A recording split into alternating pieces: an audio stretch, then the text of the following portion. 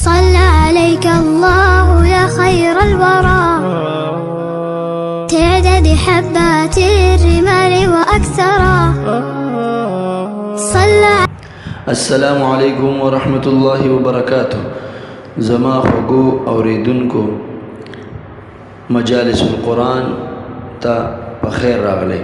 که تاسو داسې نور ګټور معلومات ترلاسه کول غواړئ نو چینل سبسکرایب کړئ او لایک هم ورکړئ. محترم اوریدونکو، علامه تلمسانی رحمه الله په خپل کتاب کې د مصباح الظلام په سند سره دا واقعه لیکلې ده چې یو جماعت مکې مکرمې ته د حج کولو دپاره روان شو. دوی کې یو سړی و چې نفلي منځونه به یې ډېر زیات کول. هغه په لاره کې مړ شو. د ده د دفن کولو دپاره ملګرو سره څه کوداله وغیره نه وه. د دې دپاره چې قبر پرې د ده د دفن کولو دپاره وکني، هغې اخوا دېخوا ځنګل کې ګرځېدل شروع کړل. سمدستي د یوې بوډۍ خواته د دې جونګړې ته ورسېدل. هلته یې ولیدل چې جونګړه کې د وسپنې یوه کوداله پرته ده. هغه خلکو د بوډۍ نه هغه کوداله وغوښتله. نو بوډۍ ورته وویل چې تاسو ټول قسم وخورئ او دا وعده وکړئ چې دا کوداله به واپس راوړئ. ټولو د واپس راوړلو قسم وخوړو او کوداله یې واخیستله او لاړل.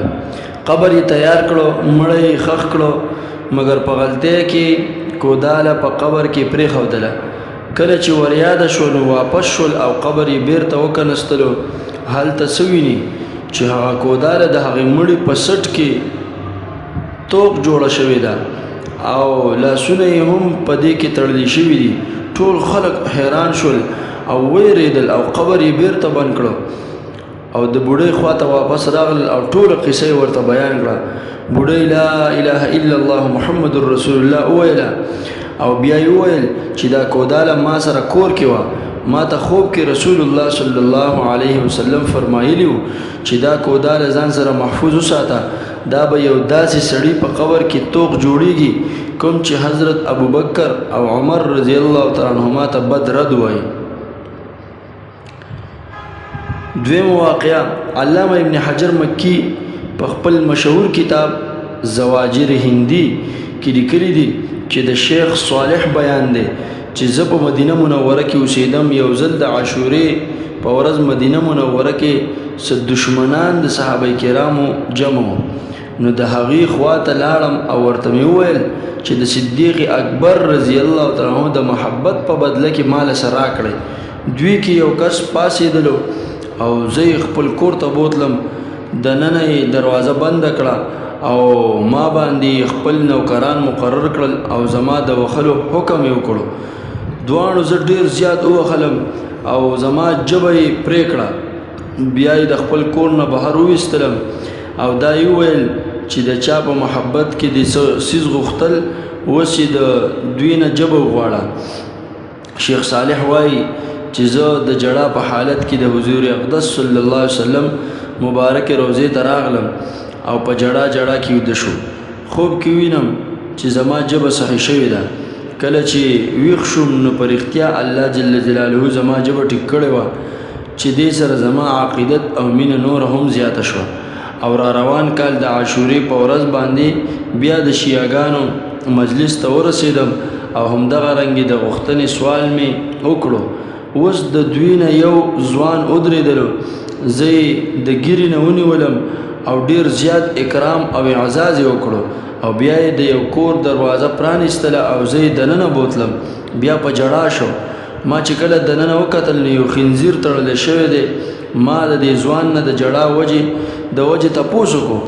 نو هغه وویل چې تاسو چاته دا راز مه ښکاره کوئ. وړاندې کال د عاشورې په ورځ یو سوال کوونکی راغلی و. ځوان ورته پوره قصه بیان کړه او ورته یې وویل کله چې موږ د شپې څملاستو نو د شپې په وخت کې موږ یو یروونکی اواز واورېده او موږ په یره سر راپاڅېدلو. نو سمدستي موږ ولیدل چې زما پلار د خنزیر په شکل کې بدل شوی دی. موږ دې په کور کې بند کړو او اعلان مو وکړو چې هغه مړ شوی دی.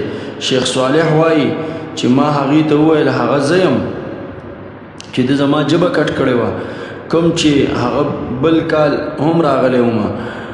د صدیق اکبر رضی الله تعالی عنہ په محبت کې الله پاک مال صحیح سالمه جبر راکړه او د صدیق اکبر رضی الله تعالی عنہ سره په حسد کې او بغض کې الله تعالی دا سړی خنزیر جوړ کړو بیا غزوان ز په ډیر عزت سره رخصت کړم محترم حضراتو دا خو صرف دو واقعي دي دا رنګ په تیره زمانہ وسنی زمانہ کې په سونو واقعات پیښ شوي د صحابه کرامو د دشمنانو شکلونه بدل شوي دي دا خلک ولې دا خلک نه عبرت اخلي او نه د دشمنۍ نه اوړي داسې معلومیږي چې د صحابه کرامو رضوان الله تعالی مجمعین د دښمنانو نه الله پاک د توبې توفیق اخلي من کان یعلم ان الله خالق من کان یعلم